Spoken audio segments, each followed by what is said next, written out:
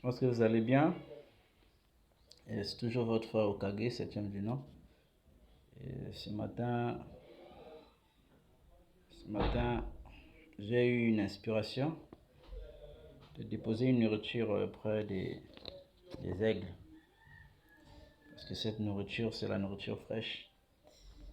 Alors, ce matin, je vais parler au sujet de la triade, la Trinité, euh, pour expliquer un peu la Genèse 1. Parler de la triade, ces trois côtés, y compris le juste milieu, dans ces trois côtés-là. Donc, pour ne pas que je puisse être long, je vais commencer par définition de la triade. Quand j'ai noté selon le dictionnaire, ils ont parlé que c'est l'ensemble composé de trois unités ou trio. Et si je peux répéter, l'ensemble composé de trois unités ou trio. Et en géométrie euclidienne, c'est la polygone qui a trois côtés et donc trois sommets. Et si je descends encore avec d'autres exemples, on a parlé que c'est l'objet qui a une forme triangulaire. Et la troisième définition que j'ai notée ici, c'est l'espace. Donc en géométrie, délimité par trois points. Si je pense que c'est le X, Y et Z. Et j'ai aussi pris la définition de ce qui est angulaire, qui a la forme d'un angle. Ils ont même donné des exemples en rapport avec le Seigneur Jésus-Christ. Lui qui est la pierre de l'angle, la pierre angulaire, ou la pierre de fête aussi. D'accord. Donc, concernant la triade,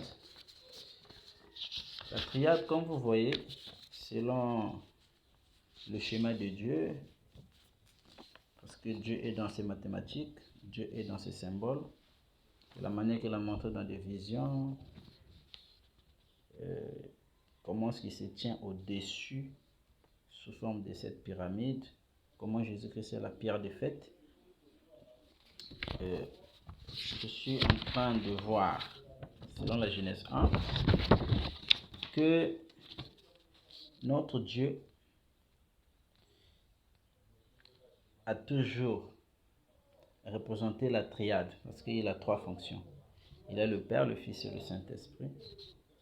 Mais quand on lit la Genèse 1, ce matin quand j'étais en train de noter, je me suis rendu compte que on dit, au commencement Dieu créa les cieux et la terre. Vous voyez, là il est déjà dans sa fonction du Logos, dans sa fonction du Fils. Or, avant le commencement, il est Elohim, c'est lui qui existe par lui-même. Est-ce que vous voyez? Et il est esprit.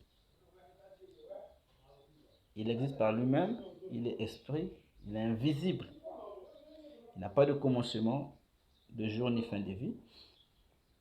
Donc, quand on arrive dans la Genèse 1, il est déjà dans sa fonction du Fils Logos. Et le prophète explique qu'il s'est condensé. De Elohim qu'il était, il se condense pour devenir Logos, le Fils. Et le Logos, c'est la matière. Est-ce que vous voyez? Donc, la Genèse 1, quand il crée le ciel et la terre, c'est déjà la fonction du Fils avec le premier attribut qui est la sagesse pour la création. Parce que la sagesse et les autres attributs se trouvaient dans cette grande fontaine qui est le Logos. Et quand il crée, il a déjà quitté son stade Elohim. Est-ce que vous voyez?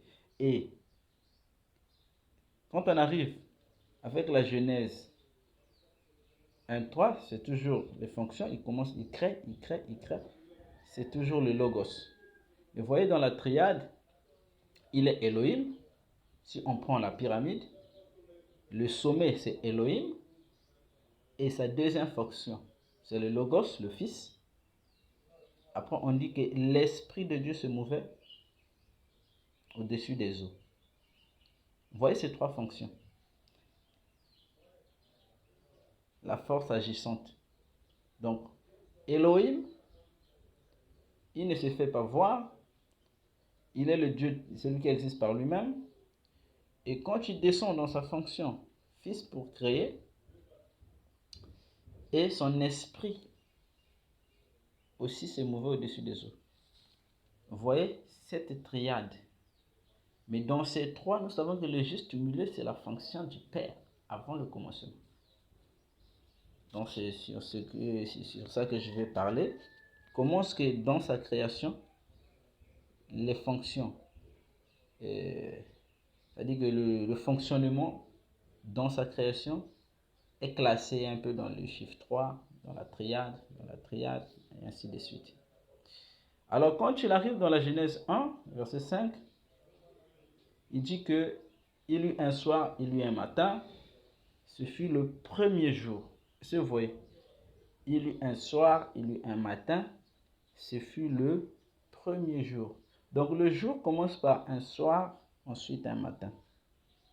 Mais vous allez remarquer dans la triade, le juste milieu la plus importante, c'est que c'est le jour qui constitue le soir et le matin.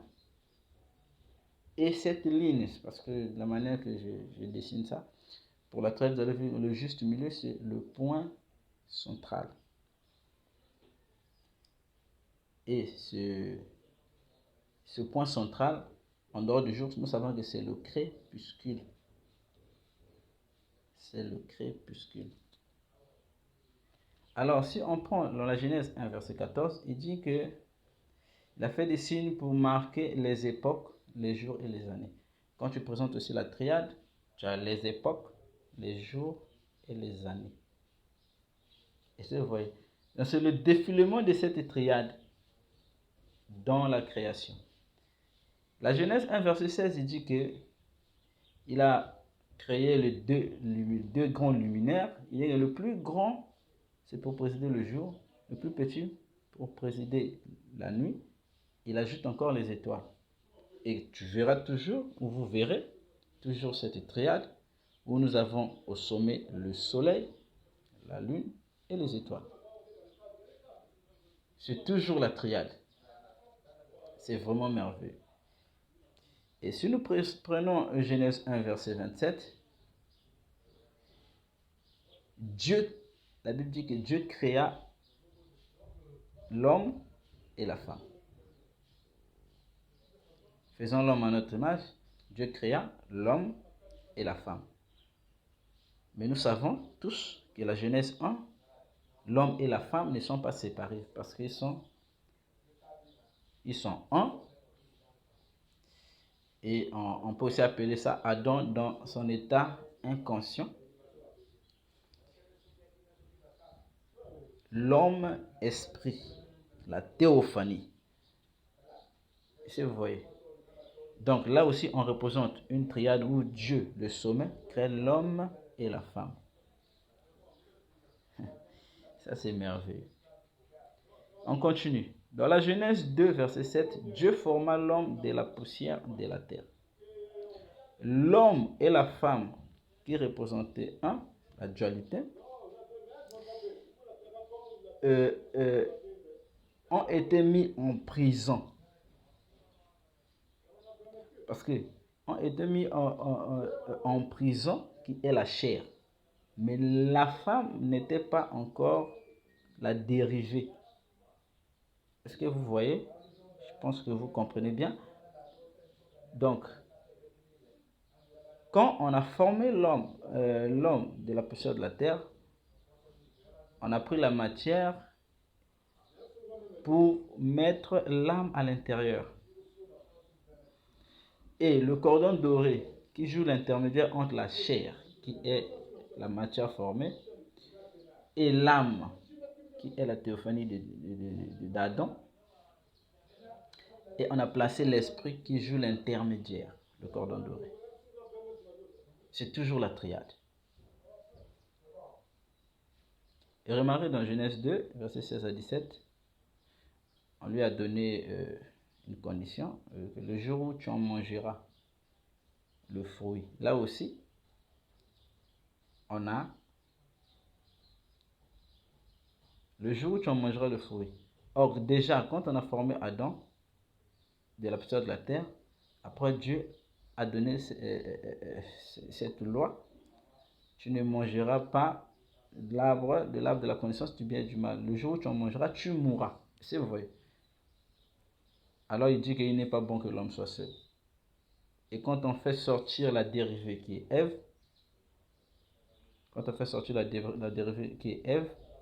ça représente toujours la dualité, mais il y avait une mise en garde qui était l'arbre de la connaissance du bien et du mal. Donc, pour que l'homme et la femme puissent vivre, ils devaient éviter le juste milieu qui n'est pas bon, qui était l'arbre de la connaissance du bien et du mal. Mais ils n'ont pas respecté cela. Ils sont tombés. Et pour terminer, si je prends la Genèse du verset 24, l'homme quittera son père et sa mère, s'attachera, afin qu'il devienne une seule chair. C'est toujours la triade. Ça, c'est très important. Donc, comprenez un peu, c'est ce que j'allais dire ce matin. Parce que si on essaie de continuer, on trouvera beaucoup de choses sous forme de symboles. Même lorsqu'ils sont tombés, même lorsqu'ils étaient dans le jardin, il y a Adam et Ève, il y a le serpent, qui est le juste milieu négatif. Après, ils ont mis au monde des enfants, c'était la dualité. L'autre, ce n'était pas de la semence d'Adam. Mais vous allez voir qu'Adam, après qu'il avait mis au monde Abel était décédé. Pour la première fois, quand ils ont mis au monde le jeune Seth, c'est là où même l'adoration a commencé. Donc Adam et Ève ont mis au monde le juste milieu qui était l'enfant. C'est là où même l'adoration a commencé. C'est toujours la triade. Vraiment, que le Seigneur vous bénisse. C'était un peu ce que j'avais dans mon cœur. Et je ne sais pas quoi dire, mais la prochaine fois, on va se retrouver pour un autre petit enseignement. Que le Seigneur vous bénisse. Ciao.